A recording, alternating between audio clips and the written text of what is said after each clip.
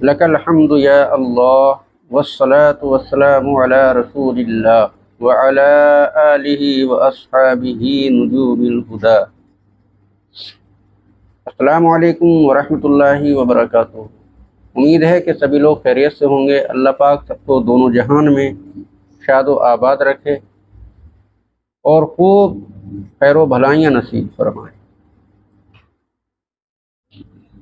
آج کی کہانی بڑی عبرت آموز ہے اور بڑی عبرت ناک ہے۔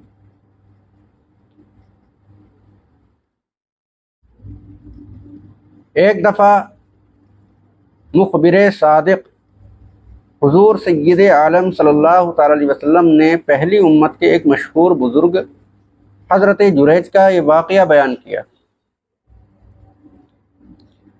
کہ وہ ایک عبادت گزار شخص تھے۔ بنی اسرائیل کے یہ بزرگ تھے اور بڑے عبادت گزار تھے، نیک متقی پرہیزگار تھے اور زیادہ تر اللہ کی عبادت میں لگے رہتے تھے۔ ایک روز جبکہ وہ مصروف نماز تھے، ان کی والدہ انہیں بلانے آئیں۔ نماز پڑھ رہے تھے، ان کی والدہ انہیں بلانے آئیں اور جریج کہہ کر آواز دیا۔ یہ دل میں سوچنے لگے، بار الہ، میری ماں مجھے بلا رہی ہے اور ادھر میں نماز پڑھ رہا ہوں، ماں کا کہنا مانوں یا نماز پڑھوں؟ کچھ دیر یہ اسی کشمکش میں اور پریشانی میں مبتلا رہے اور اس کے بعد انہوں نے ماں کو کوئی جواب نہ دیا اور نماز میں مشغول ہو گئے۔ ماں انتظار کر کے چلی گئیں۔ دوسرے روز پھر وہ انہیں بلانے آئیں اور آواز دیا، اے جریج، مگر آج بھی وہی سوچا کہ نماز پڑھوں یا ماں کو جواب دوں۔ اسی کشمکش میں ماں کو کوئی جواب نہ دیا، عبادت میں ہی مشغول رہے اور ماں کی بات نہ سنی۔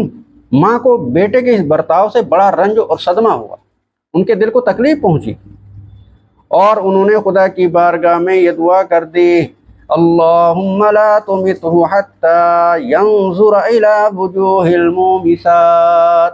اے اللہ، جریج جب تک کسی رنڈی کا منہ نہ دیکھ لے اسے وفات نہ دینا۔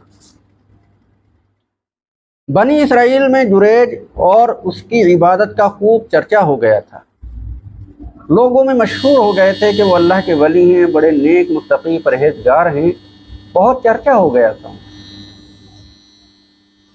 اسی زمانے میں ایک فاحشہ عورت کے حسن و جمال میں یکتا ہونے کی وجہ سے جس کے حسن کی کہاوت کہی جاتی تھی، اس کے چرچے ہوتے تھے، جریج کے سامنے اپنے ناپاک ارادے سے آئی، مگر جریج نے اس کی طرف کوئی توجہ نہ کی تو وہ ایک چرواہے کے پاس آئے اور اسی عبادت خانے کے قریب کہیں رہتا تھا۔ اس بے حیا نے اسے اپنے اوپر قابو دیا تو وہ اس کے ساتھ بدی میں ملوث ہو گیا اور یہ امید سے ہو گئی۔ جب بچہ پیدا ہوا تو اس نے کہا یہ جریج کا بچہ ہے، اس نے کہا یہ جریج کا بچہ ہے۔ اب لوگوں نے آؤ دیکھا نہ تاؤ اور آ کر جریج کا عبادت خانہ توڑ دیا، ان کا عبادت خانہ ڈھا دیا اور اسے مارنے لگے۔ جریج نے پوچھا، تم لوگ یہ کیا کر رہے ہو؟ انہوں نے کہا، تم زناکار ہو، بدکار ہو، فلاں فاحشہ کے شکم سے تیری بدکاری کے باعث بچہ پیدا ہوا ہے۔ جریج نے پوچھا، وہ بچہ کہاں ہے؟ لوگ اسے لے کر آئے تو جریج نے ان سے مہلت لے کر نماز پڑھی، پھر بچے کے پاس آیا، فطعن فی بطنہ وقال یا غلام من ابوک قال فلان الراعی۔ اس کے پیٹ میں انگلی سے مارا، نماز پڑھنے کے بعد اس کے پیٹ میں انگلی سے مارا اور کہا، اے بچے تم کس کے نطفے سے ہو، تیرا باپ کون ہے؟ تو اس نے کہا، فلان الراعی، فلاں چرواہا میرا باپ ہے۔ اس چرواہے کا نام اس نے بتا دیا۔ اب جب لوگوں نے یہ بات سنی تو بڑے شرمندہ ہوئے، نادم ہوئے اور جریج سے معافی مانگنے لگے اور کہنے لگے کہ ہم تمہارا عبادت خانہ سونے کا بنائیں گے، سونے کا بنا کر دیں گے۔ جریج نے کہا، نہیں، اسے پہلے کی ہی طرح بنا دو جیسا وہ مٹی کا بنا ہوا تھا۔ حضرت جریج نفل نماز پڑھ رہے تھے اور وہ نماز مختصر کر کے ماں کے حکم کی بجا آوری کے لیے حاضر ہو سکتے تھے، مگر انہوں نے ایسا نہ کر کے ماں کو تکلیف پہنچائی اور اس کے نتیجے میں انہیں ایسے شرمناک حالات کا سامنا کرنا پڑا کہ ان جیسے تارک الدنیا کے لیے، ان جیسے بزرگ کے لیے اس سے زیادہ شرمناک واقعہ نہیں ہو سکتا۔ پیارے اسلامی بھائیوں، معزز سامعین، اس واقعے سے کئی باتیں سامنے آتی ہیں، کئی باتیں معلوم ہوتی ہیں۔ نمبر 1، نفل نماز چھوڑ کر ماں باپ کو جواب دینا چاہیے۔ کتنا بڑا مرتبہ ہے، کتنا بڑا مرتبہ ہے ماں باپ کا، کہ اگر بندہ نماز پڑھ رہا ہو، نفل نماز، فرض نہیں، واجب نہیں، نفل نماز پڑھ رہا ہو، تو نماز توڑ کر ماں باپ کو جواب دینا چاہیے۔ جب بھی وہ بلائیں ان کی خدمت میں حاضر ہونا چاہیے۔ نمبر 2، کسی کو برا بھلا کہنے اور الزام لگانے سے پہلے، اس کے بارے میں بری رائے قائم کر لینے سے پہلے خوب چھان بین اور تحقیق کر لینی چاہیے، کیونکہ بعض مرتبہ بات ہوتی کچھ ہے اور نکلتی کچھ ہے۔ اس دنیا میں بڑے حاسد اور ظالم بھی پڑے ہوئے ہیں، لوگوں سے حسد کرتے ہیں اور ان کے بارے میں بے بنیاد باتیں اچھالتے ہیں اور ان کے اوپر الزام بھی لگوا دیتے ہیں۔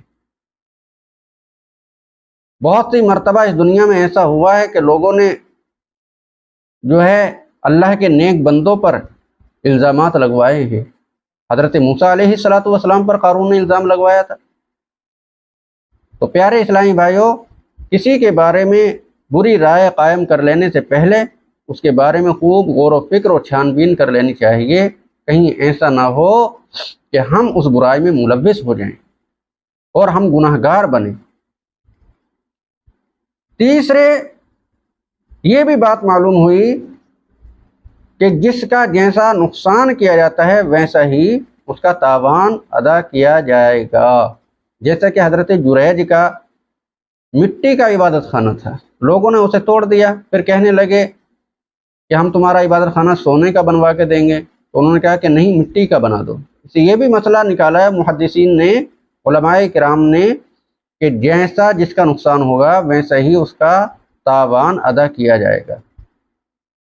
اور چوتھی بات، اس واقعے سے یہ بھی معلوم ہوئی کہ اللہ تبارک و تعالی اپنے نیک بندوں کی مدد فرماتا ہے اور ان کو الزام سے بچاتا ہے، جیسے کہ حضرت جریج رضی اللہ تعالیٰ عنہ کو اللہ پاک نے الزام سے بری فرمایا۔